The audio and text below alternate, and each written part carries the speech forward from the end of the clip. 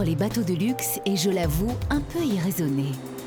Ma passion pour les bijoux, les soirées et les parfums n'est rien à côté de celle que j'éprouve pour les paquebots, les voiliers et les yachts. Je les aime pour leur beauté, leur charme ou leur élégance, et par-dessus tout, parce qu'ils me font rêver. C'est vrai que j'adore me raconter des histoires. Il y en a une qui me trottait dans la tête depuis longtemps. Voyager à bord d'un yacht en compagnie d'un armateur grec.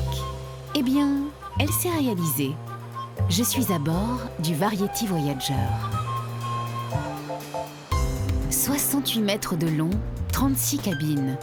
Ce méga yacht à la ligne racée trace sa route dans les eaux bleues de la Méditerranée.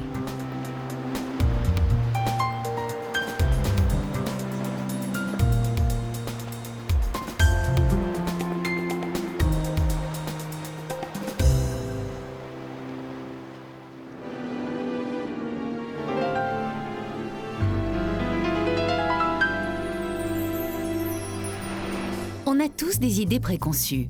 Mon armateur grec, moi, je l'imaginais parlant fort, un peu ventru, portant smoking, lunettes noires et gros cigares. Au lieu de cela, Yanis, on ne peut pas faire plus grec comme prénom, est un homme d'affaires moderne, élégant et passionné par son job. En attendant qu'il finisse son meeting avec le commandant, je vais faire un petit tour pour voir à quoi ressemble le Voyager, le petit dernier d'une flotte qui compte déjà une dizaine de yachts.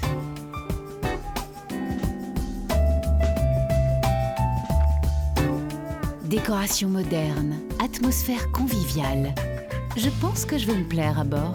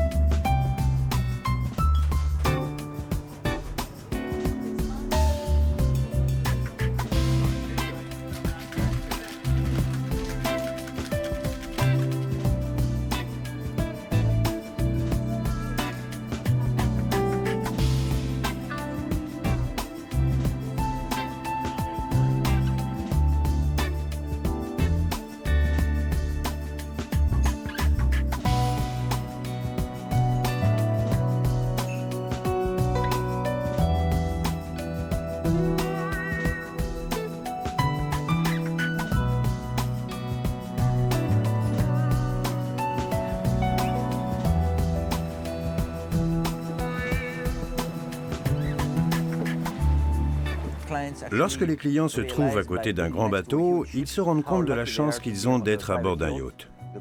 Le Variety Voyager est le plus grand de nos yachts. Nous voulions plus de cabines, que le bateau soit plus gros et qu'il soit plus rapide, car nos plans de route exigent que nous rejoignions certains ports rapidement.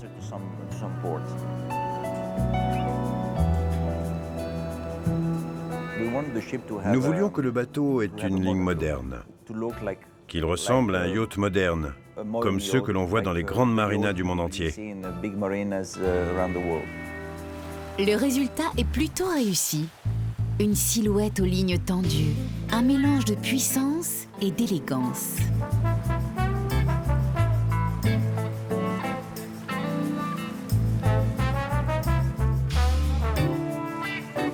Pont en teck, structure métallique, larges espaces ouverts sur la mer.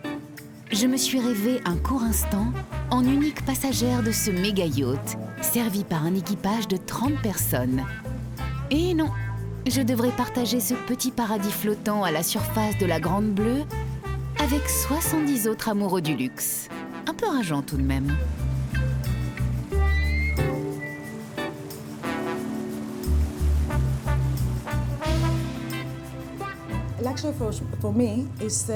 Pour moi, le luxe, c'est de se sentir chez soi, loin de chez soi. Mais tout le monde définit le luxe à sa manière. Pour certains, le luxe, c'est de pouvoir faire escale dans une baie où les gros bateaux ne peuvent pas s'arrêter. Pour d'autres, c'est le sentiment d'être à bord d'un yacht et de sentir la gentillesse de l'équipage. La notion de luxe est très subjective. Il est difficile de répondre à cette question, car chaque personne a sa propre vision de ce que le luxe représente. Ma conception du luxe ? Confortablement installée dans l'un des fauteuils du pont supérieur, j'essaie en vain de répondre à cette question. Quand je serai de retour dans mon petit studio parisien, il est fort à parier que le luxe aura le parfum et les couleurs de cette fin de journée méditerranéenne à bord du Voyager.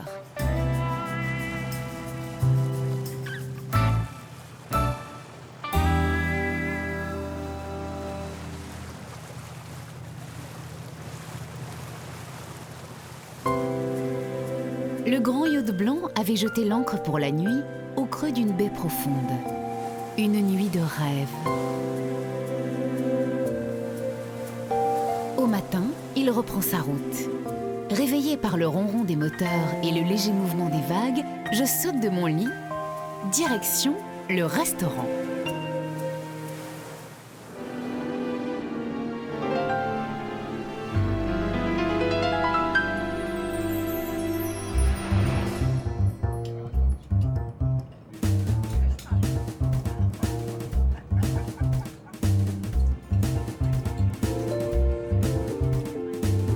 La terrasse du restaurant est baignée par les rayons du soleil matinal. Je m'installe pour prendre un copieux petit déjeuner.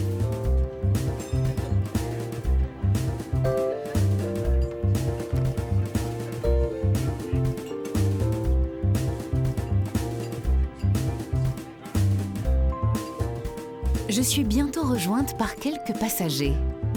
Service attentionné, ambiance décontractée, presque familiale.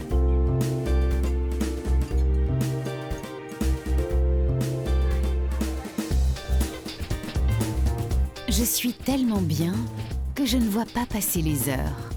Quelle importance! Le temps ne compte pas quand on est en vacances à bord d'un yacht. Avant d'oublier, je note dans mon petit carnet de Moleskine cette pensée d'une grande profondeur. Le luxe, c'est vivre sans se soucier du temps qui passe. D'un avis légèrement différent, mon estomac m'informe que l'heure du déjeuner approche.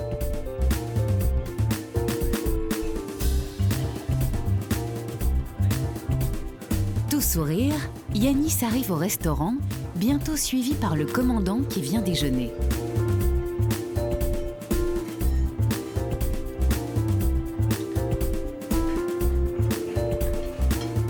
J'en oublierais presque que je suis une passagère. Tout est fait pour donner le sentiment que l'on voyage sur un yacht privé.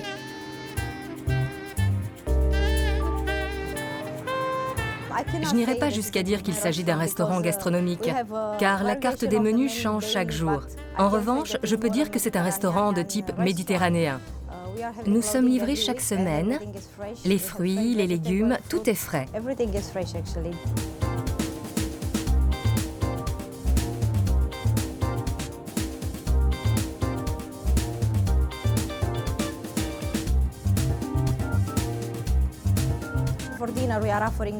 Le dîner est prédéfini et composé de 5 plats. Les passagers peuvent choisir, déguster une bouteille de vin, un dessert ou un cappuccino. Par exemple, en Sicile, nous leur commandons du vin ou du limoncello comme digestif. Nous essayons de satisfaire leurs moindres attentes et même de les anticiper. Le chef du Voyager n'a pas l'ambition de faire de la très haute gastronomie. Mais il sait marier dans les assiettes les couleurs et les saveurs de la Méditerranée pour inventer des repas authentiques et joyeux, des dîners entre amis.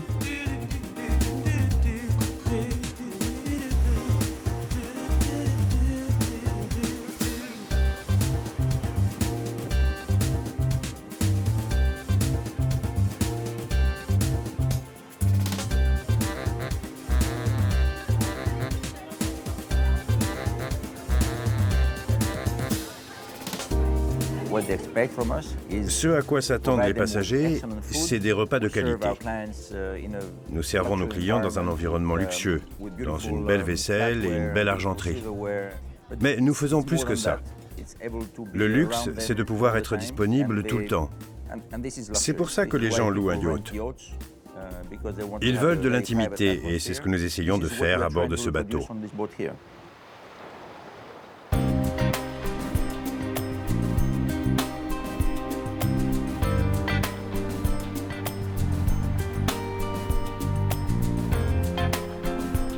Les rayons du soleil couchant inondent le salon du Voyager, qui reprend sa route au travers de la Méditerranée.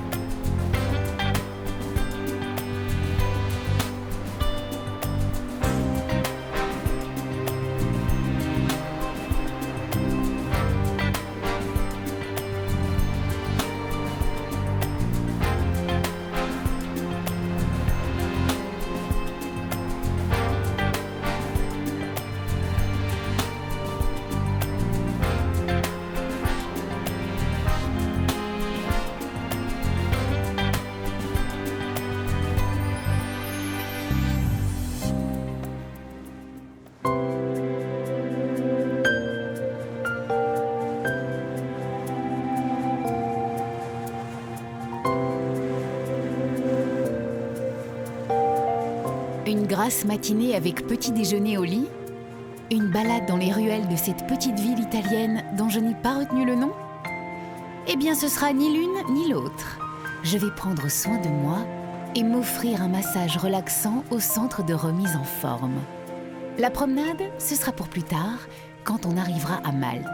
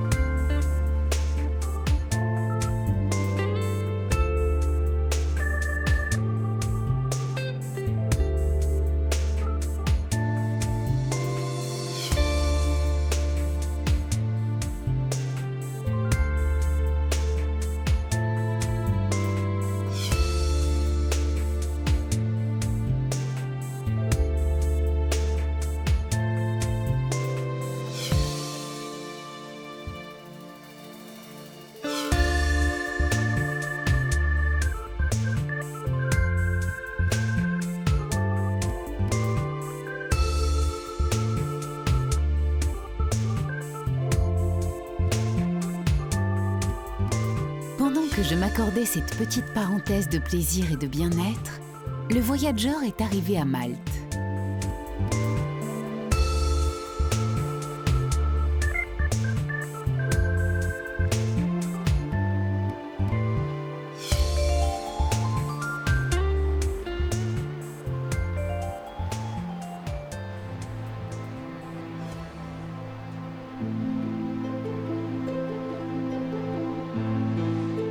Jeans, baskets et lunettes de soleil. C'est en touriste mais incognito que je pars à la découverte de La Valette, l'étonnante capitale de cette île ancrée au cœur de la Méditerranée.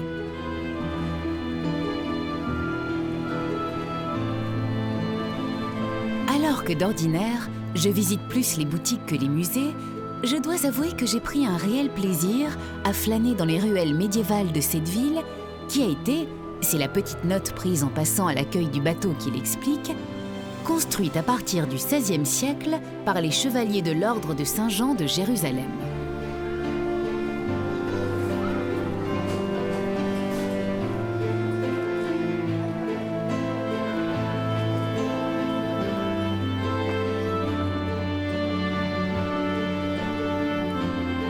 Au terme de ma promenade, j'arrive devant la cathédrale Saint-Jean. Un chef-d'œuvre de l'art baroque, paraît-il. Waouh! J'ignorais le sens du mot baroque, maintenant je sais qu'il veut dire clinquant. C'est qu'ils avaient le goût du luxe, les chevaliers.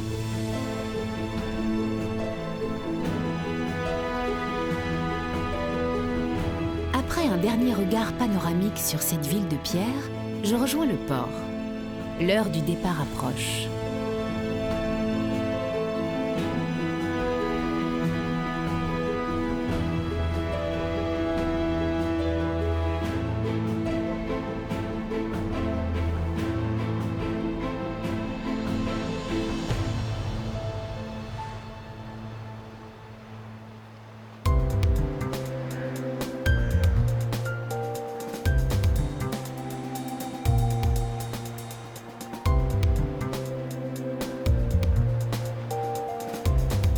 Je retrouve avec beaucoup de plaisir ce bateau que j'appelle déjà mon yacht.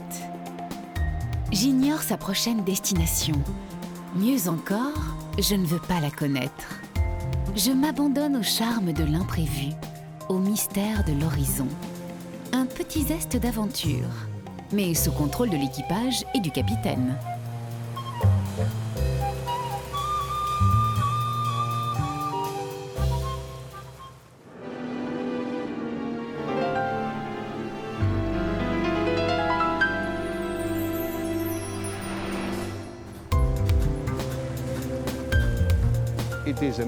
C'est un méga yacht. Il se plie aux mesures de sécurité les plus strictes, les mêmes que celles des grands bateaux de croisière. Nous respectons les règles SOLAS et nous disposons d'un double équipement et de tous les moyens de sécurité nécessaires. C'est la meilleure combinaison qui existe entre un yacht et un bateau de croisière. Je suis grec et l'eau salée coule dans mes veines. L'esprit qui règne à bord de ce bateau est grec lui aussi, tout comme son hospitalité.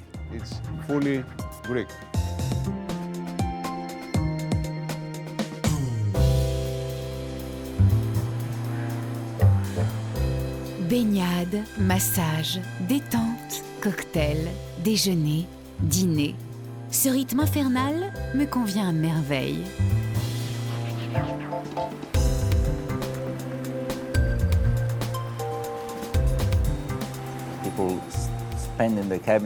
Les gens passent entre 7 et 8 heures par jour dans leur cabine, mais ils passent en moyenne 14 à 15 heures sur les ponts et dans les espaces communs. Il y a 4 ponts sur le bateau et il y a des cabines sur 3 d'entre eux. Les cabines sont situées sur les ponts inférieurs, mais également sur les ponts supérieurs. C'est ce qui détermine la qualité et la taille des cabines. Pendant que Yanis vante les qualités de son grand yacht, moi, je m'organise une petite visite privée des cabines.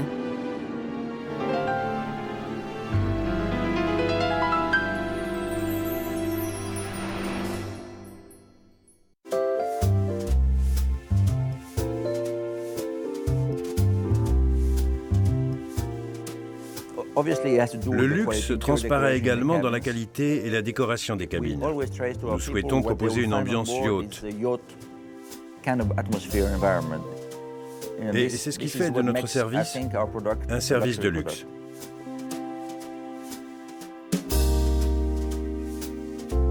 D'une surface allant de 16 à 28 mètres carrés, les 36 cabines du yacht affichent un style résolument moderne.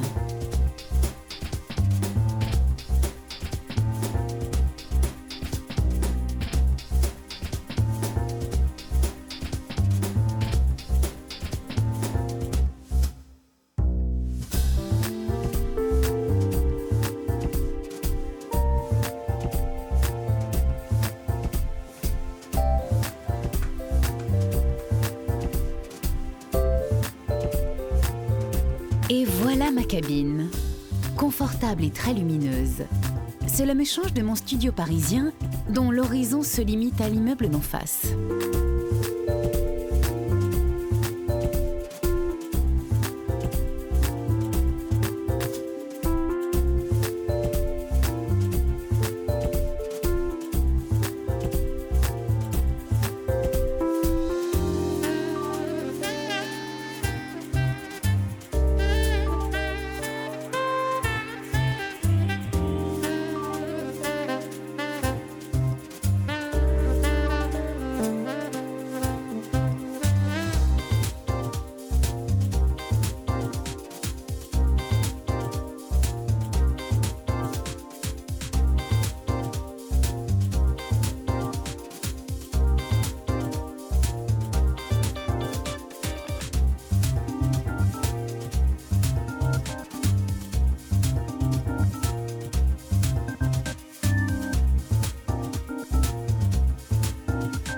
Cette grande cabine, c'est celle de l'armateur. Mais comme Yanis ne fait qu'un bref séjour à bord, c'est l'un de ses bons clients qui en profite. Sympa, non ?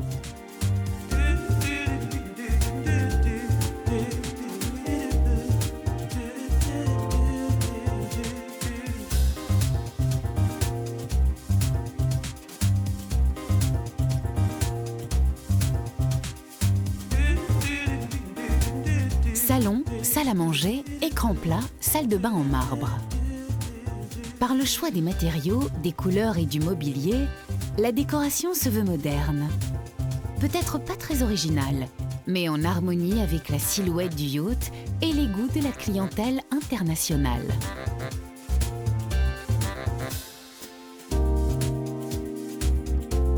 Personnellement, j'aurais aimé un peu plus de fantaisie. Il faut que je dise à Yanis que s'il a besoin d'une décoratrice pour son prochain yacht, j'ai des idées.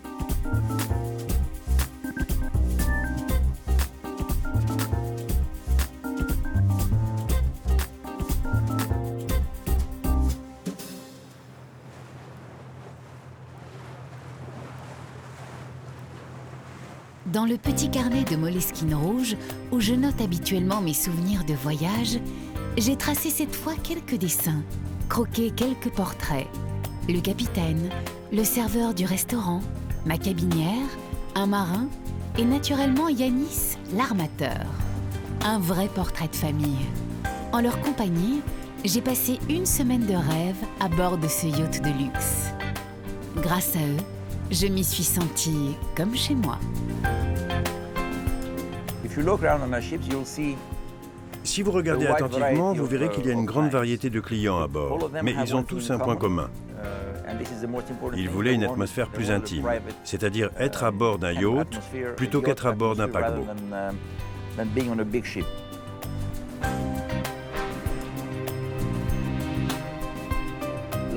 La vie à bord, c'est des passagers qui vivent ensemble. Vous serez surpris de voir à quelle vitesse ils apprennent à se connaître. Lorsqu'ils partiront, ils se feront la bise, parfois ils pleureront lorsqu'ils salueront l'équipage ou les autres passagers.